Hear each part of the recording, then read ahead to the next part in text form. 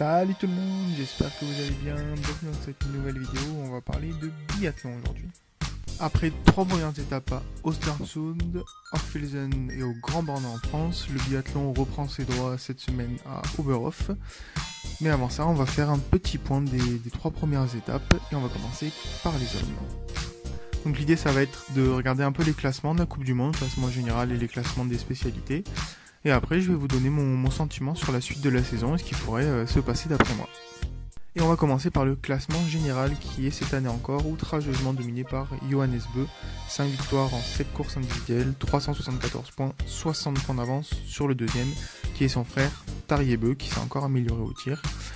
Le tir groupé de la Norvège est complété par 2 autres Norvégiens au 9e et 10e place et Christiansen à la 6e place. A noter l'éclosion donc de Johannes Dahle qui est 10e.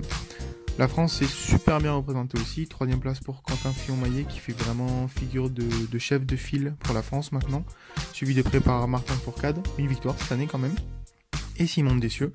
On a l'explosion d'Emilien Jacquelin qui tire de mieux en mieux et qui est toujours bon en ski.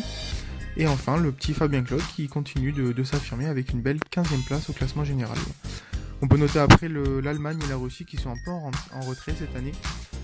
Dole, c'est un petit peu l'arbre qui cache la forêt. C'est vrai qu'il a fait une victoire, il est 8e au classement général. Mais derrière, on n'a que Johannes Kuhn qui est 13e au classement général et un peu loin tout de même.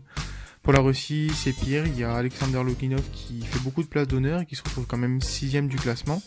Mais après, il y a plus grand monde, il reste que Eliseev. Et enfin l'Italie, l'Autriche qui était pas mal ces dernières années, c'est vrai qu'ils sont encore plus en retrait, aucun dans le top 10. Le meilleur italien c'est Lucas Hofer qui est 11e. Et chez les Autrichiens, le meilleur c'est Julian Eberhardt qui est 14e. Du côté des spécialités, c'est un peu plus compliqué d'analyser. C'est vrai qu'au sprint il y a déjà eu 3 courses et Johannes Bö qui est largement en tête avec 2 victoires devant son frère. En poursuite, 2 courses également et 2 victoires pour Johannes Bö, la dernière au Grand Bornand, devant 2 Français, Quentin Fillon-Maillet et Emilien Jacquelin, mais qui sont déjà assez loin.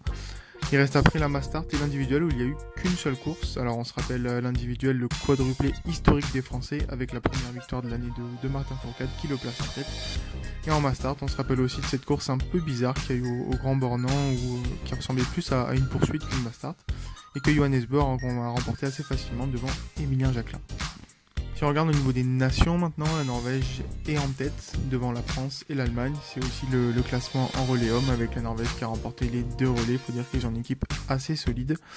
La France qui est deuxième aussi en relais et l'Allemagne 3e. Donc aujourd'hui l'analyse qu'on peut faire c'est que Johannes Bö il est vraiment au-dessus des autres dans le sens où dès qu'il tire bien, en général c'est victoire pour lui puisque c'est le plus rapide à ski. Et derrière on a les Norvégiens et les Français qui se tirent la bourre pour la 2e place. Donc c'est assez intéressant à regarder. Et maintenant je vous montre un petit classement de la précision au tir de chaque athlète. Et chose assez surprenante, on voit que les Russes sont devant, avec notamment Loginov et Eliseev. Babikov qui est premier mais avec seulement 30 tirs, donc c'est difficile à analyser. Et derrière on retrouve pas mal de Norvégiens et les Français qui sont un petit peu en retrait. Alors pourquoi ça fait mal? Parce qu'il faut savoir qu'il y a 2 ans, l'entraîneur de tir des Français, Siegfried Mazet, a été recruté par l'équipe de Norvège.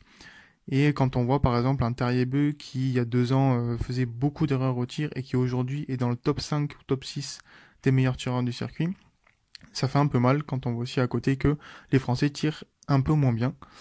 Je pense par exemple à Martin Fourcade qui a planté 2 sprints en faisant 2 fautes sur les tirs debout.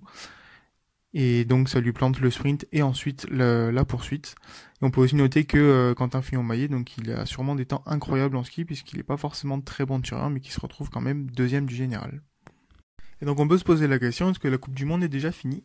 Et moi je vous réponds non, pour 2 raisons. La première c'est que Johannes Bö donc, qui est largement en tête, il va manquer au minimum 2 voire 3 étapes de Coupe du Monde puisque sa femme va accoucher. Et donc ça fait pas mal de courses où il va marquer 0 points. Donc il faut savoir que dans le règlement, on enlève les 2 moins bons résultats de la Coupe du Monde. Donc ça va lui permettre de limiter un peu la casse. Mais dans tous les cas, il va marquer 0 points pendant que les autres vont marquer des points. Donc à mon avis, ça peut rééquilibrer la course. Et j'espère, lorsqu'il va revenir en Coupe du Monde, qu'il sera au coude à coude avec des Français, des Norvégiens pour avoir une lutte incroyable pour la fin de saison. Et la deuxième chose, c'est qu'il y a les championnats du monde. Donc c'est la 6e étape de la Coupe du Monde cette année. Et en fait, il y a des athlètes qui axent leur préparation, notamment physique, autour de ces championnats du monde qui ont une plus grande valeur. Et donc on peut s'attendre à voir des athlètes qui vont être meilleurs à partir de janvier, puisqu'on approchera du pic de la saison avec ces championnats du monde.